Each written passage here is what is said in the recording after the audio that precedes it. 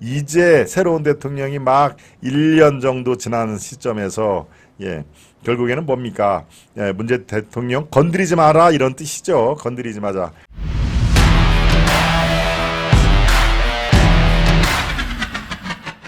안 통한 문재인입니다. 안 통한 문재인. 이게 무슨 얘기일까요? 안 통한 문재인입니다. 제가 며칠 전에 문재인입니다. 다큐 얘기를 말씀을 드렸죠.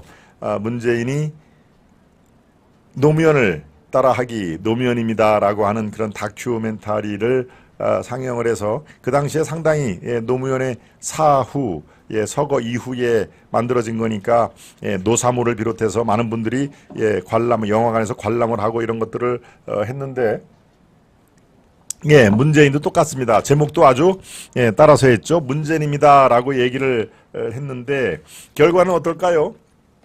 결과는 문재인 다큐는 노무현 다큐의 흥행 8분의 1 수준에 머물렀다. 그렇다면 어떻습니까? 흥행 참패로 생각을 하면 되겠죠. 참패.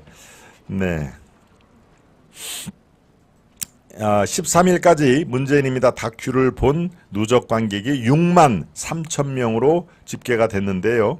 6만 3천 명.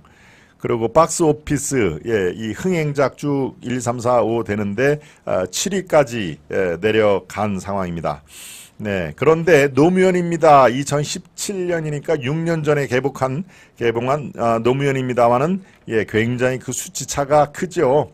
노무현입니다는 그해 5월 25일 개봉한 후 첫 주말까지 무려 59만 6천 명을 동원했다.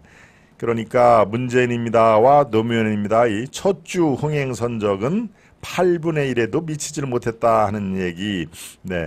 글쎄요. 노무현과 문재인의 우리 국민들이 인식하는 그 정도로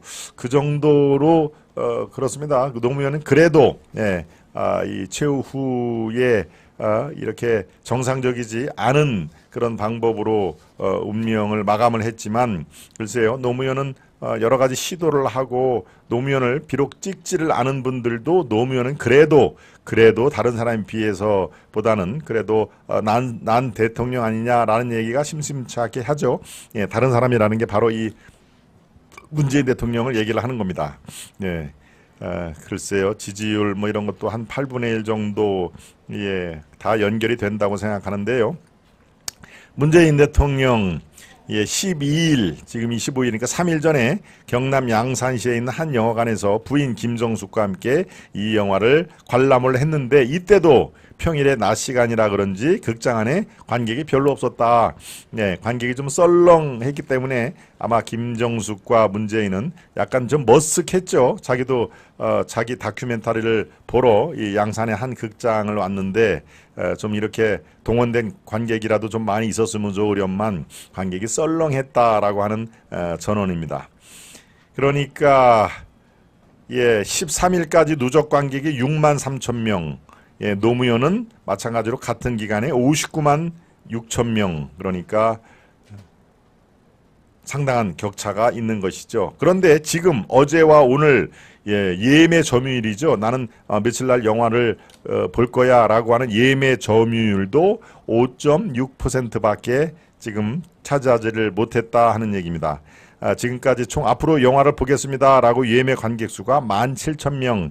그러니까 이 사람들까지 다 포함을 하더라도 8만 명이 채 넘지가 않을 것이다. 개봉 후 첫 일주일 이게 굉장히 중요하지 않습니까? 여기서 폭발적인 그런 그 인지도와 입소문, 야, 그 영화 좀 아주 잘 만들었다, 괜찮다라는 입소문이 이게 퍼져야 영화의 흥행이 되는데 일주일이 지난 토요일과 일요일이 지난 상태에서도 영 별로였다. 저는 바로 이 상태가 문재인을 바라보는 일반 국민들의 시각이라고 봅니다. 물론 뭐 지금까지 영화 본 사람들은 다 문바, 이른바 묻지마 지지자들이 대부분 봤을 텐데요. 저 서점에 가서 책을 굳이 자기 집 근처 또는 직장 근처에도 서점이 왜 없겠습니까? 예, 양산까지 가서 책을 사주는 예, 그런 그 문바들이 뭐 당연히 존재를 하죠. 이 영화를 지금까지 본 사람들도 아마 대부분 그 사람들일 겁니다. 그런데 거기서 끝이다.